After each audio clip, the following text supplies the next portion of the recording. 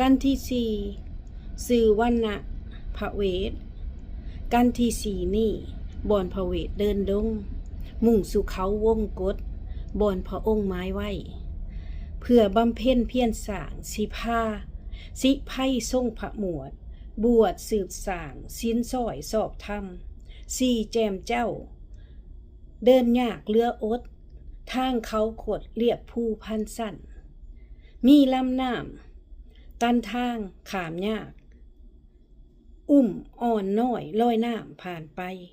แต่หากได้เดินผ่านโดยดีศัตรูใดบ่มาควงหนา